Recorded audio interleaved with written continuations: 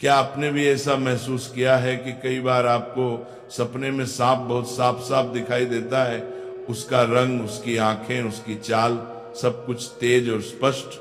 अगर हां, तो यह बात आपके लिए बेहद जरूरी है, क्योंकि सपनों में साफ दिखाई देने वाले सांप कोई साधारण सपना नहीं होता। इसके पीछे गहरे अर्थ छुपे होते हैं, जो हमारे पुराने पुराणों में विस्तार से बताए गए हैं। ये सपने यूं ही नहीं आते। हर सपने का आपके जीवन की किसी घटना, किसी आने वाले बदलाव या किसी संकेत से सीधा संबंध होता है। प्राचीन समय से नागों को बहुत पूजनीय माना गया है। नाग सिर्फ एक जीव नहीं, बल्कि ऊर्जा, शक्ति और भविष्य के संकेतों का प्रतीक माने जाते हैं। इसीलिए जब सपने में नाग दिखाई देता है तो वह खाली हाथ नहीं आता। वो हमेशा कुछ न कुछ संदेश लेकर आता है। कुछ संदेश इतने महत्वपूर्ण होते हैं कि उन्हें हल्के में लेना भारी गलती हो सकती है। यही कारण है कि कहा जाता है, अधूरा ज्ञान हमेशा नुकसान करता है। इसलिए इस बात को आखिरी तक ध्यान से समझना जरूरी है।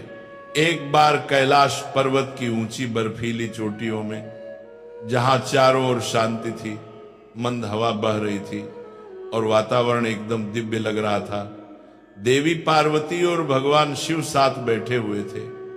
वहीं देवी पार्वती ने शिव जी से एक चिंतन भरा प्रश्न पूछा, हे स्वामी, मनुष्य जो सपने देखते हैं उनका क्या अर्थ होता है? क्या सपनों के पीछे भी कोई संदेश छुपा होता है? भगवान शिव मुस्कुराए, पार्वती जी की ओर प्रेम से देखा और कहा, हे देवी, सपने मन का आईना होते हैं। हमारे अवचेतन मन में जो बातें, भावनाएं, डर, इच्छाएं और अनुभव जमा होते हैं, वही सपनों के रूप में सामने आते हैं। इसीलिए हर सपना कुछ न कुछ अर्थ रखता है। आने वाली घटनाओं की झलक भी सपने में दिख सकती है। कई बार सपने चेतावनी होते हैं, कई बार आशीर्वाद। पार्वती जी ने फिर पूछा, हे नाथ, अगर सपने में सांप दिखाई दे तो इसका क्या अर्थ होता है? यह सपना क्यों आता है? क्या सपने में सांप दिखना किसी विशेष संकेत का प्रतीक है? भगवान शिव ने गंभीर होकर कहा, हे पार्वती, सपने में सांप दिखना एक अत्यंत महत्वपूर्ण संकेत है। यह आने वाले समय के रहस्य को खोलने वाला सपना होता है। इसे समझाने से पहले मैं तुम्हें एक पुरानी कथा सुनाता हूं। इस कथा से तुम्हें पता चलेगा कि क्यों कुछ लोग बार बार सपने में सांप देखते हैं और यह सपना उनके भाग्य में क्या बदलाव लाता है।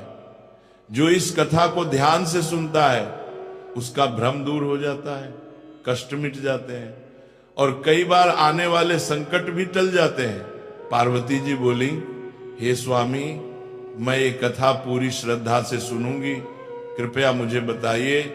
शिवजी ने कहानी शुरू की। बहुत पुराने समय में देवदत्त नाम का एक महान राजा था। वह सिर्फ बलवान ही नहीं था, बल्कि धर्म को मानने वाला, सच्चाई पर चलने वाला और अपनी प्रजा के लिए पिता समान था। उसका राज्य बहुत बड़ा था, उसकी भूमि उपजाऊ थी और उसके राज्य में खुशहाली थी।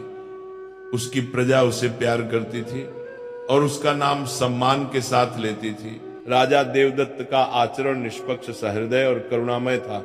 वे अपनी प्रजा की समस्याओं को ध्यानपूर्वक सुनते और उनका समाधान करने का प्रयास करते थे।